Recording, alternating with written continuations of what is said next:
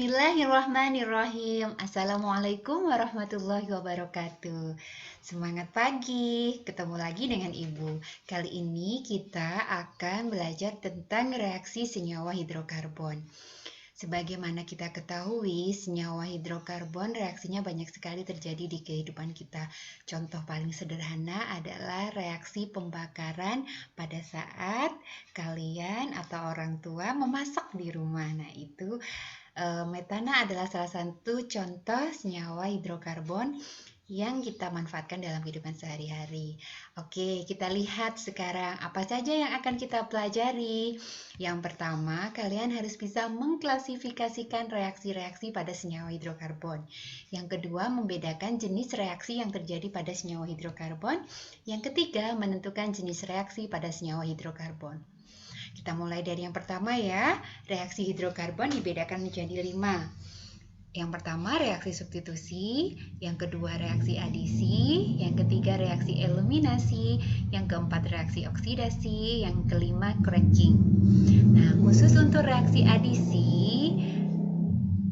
dapat dibedakan menjadi 3, yaitu reaksi adisi pada hidrogen halida, reaksi adisi dengan hidrogen, reaksi adisi dengan unsur-unsur halogen. Ayo, unsur halogen golongan berapa? Bagus, 7A ya. Kalian harus ingat unsur yang sangat elektronegatif. Oke, kita mulai satu persatu. Reaksi substitusi. Reaksi substitusi adalah reaksi penggantian satu atom ion atas gugus atom dengan digantikan oleh atom ion atas gugus atom yang lainnya. Contoh, kalau Bu Naning punya metana, direaksikan dengan gas klor akan terbentuk metil klorida dan asam klorida. Nah, secara umum, jika senyawa alkana disubstitusi oleh unsur halogen, apakah itu F2, Cl2, Br2, senyawa yang dihasilkan namanya alkil halida. Jadi, ada beberapa nih senyawa alkil halida hasil substitusi yang banyak sekali di sekitar kita. Ada CH2Cl, 2 pelarut organik, CHCl3, obat antiseptik, CCl4, itu pelarut ya. Nah, itu contoh-contohnya dalam kehidupan kita sehari-hari. Kita lihat yang kedua adalah reaksi adisi. Nah, reaksi adisi adalah reaksi pemutusan ikatan rangkap. Berarti terjadi pada senyawa apa yang mengandung ikatan rangkap? Alkena dan alkuna. Jadi kalau reaksi alkana tidak bisa mengalami reaksi adisi ya. Kalau senyawa alkana tidak bisa mengalami reaksi adisi ya. Jadi reaksi adisi hanya terjadi pada senyawa alkena dan alkuna. Oke, reaksi adisi itu adalah pemutusan ikatan rangkap diubah menjadi ikatan tunggal. Kita lihat reaksi adisi dengan hidrogen halida. Nah, ini ada 1 propena direaksikan dengan asam klorida HCl.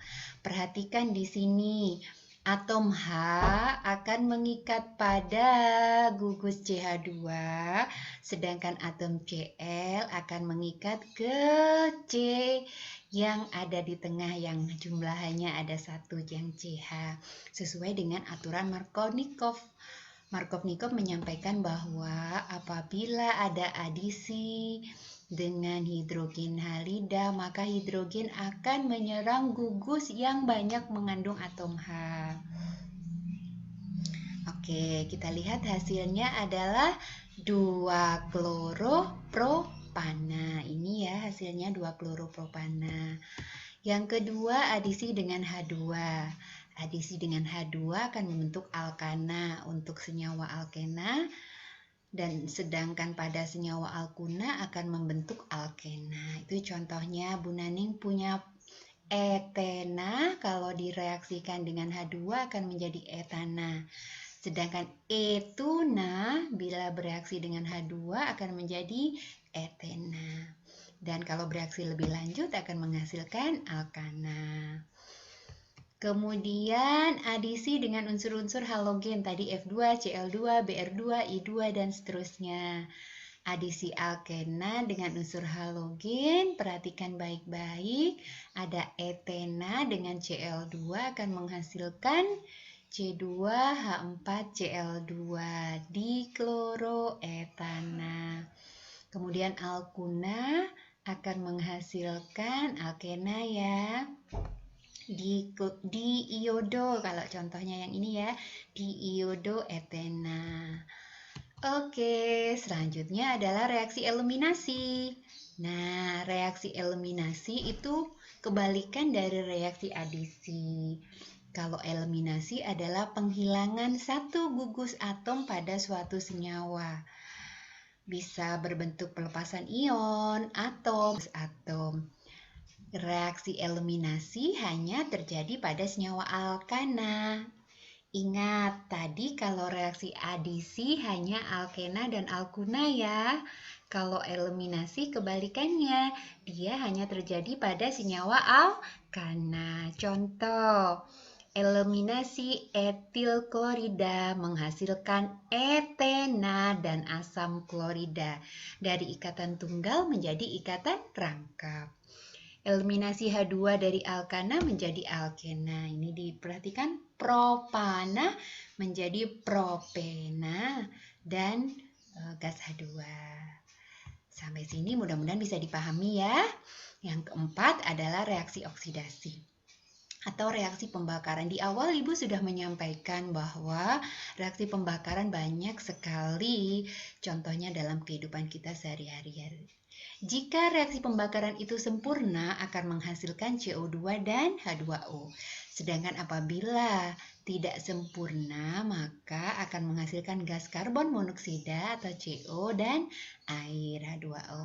Contoh pada proses pembakaran bensin di kendaraan bermotor. Kalau pembakarannya sempurna, bagus, maka CO2 dan H2O yang keluar. Sebaliknya, kalau pembakarannya tidak bagus, akan menghasilkan CO dan H2O. Itu biasanya yang pekat gitu ya. Oke. Proses terjadinya pembakaran sempurna atau tidak sempurna tergantung pada perbandingan antara konsentrasi senyawa hidrokarbon dan oksigennya. Perhatikan di sini, kalau CH4 bereaksi dengan O2 akan terbentuk CO2 dan H2O. Sedangkan kalau ada 2 molekul CH4 ditambah 3 molekul O2 akan menghasilkan 2 molekul CO. Nah, ini yang tidak sempurna ya. Dan 4 H2O. Jadi ada komposisi yang berbeda. Itu perbedaannya ya. Reaksi pirolisis atau cracking adalah reaksi pemecahan antara alkana dengan pemanasan pada temperatur tinggi. Ini cracking ya. Sampai dengan 1000 derajat Celcius tanpa oksigen. Jadi kalau pembakaran dia butuh oksigen. Sebaliknya kalau cracking tidak perlu ada oksigen dipanaskan. Reaksi pirolisis atau cracking akan menghasilkan alkana dengan rantai yang lebih pendek. Contoh, CH4 kalau di cracking akan menjadi gas H2 dan karbon. Sedangkan propana kalau di cracking ya itu akan menghasilkan gas H2 ditambah dengan propena. Kemudian kemungkinan yang kedua jadi metana dan etena. Demikian seterusnya. Itu adalah reaksi cracking. Sampai di sini silakan mencoba dan latihan sendiri untuk mereaksikan beberapa senyawa hidrokarbon. Kalian bisa mengambil dari sumber belajar lain, boleh buku paket, boleh internet, dan lain sebagainya. Terima kasih. Assalamualaikum warahmatullahi wabarakatuh.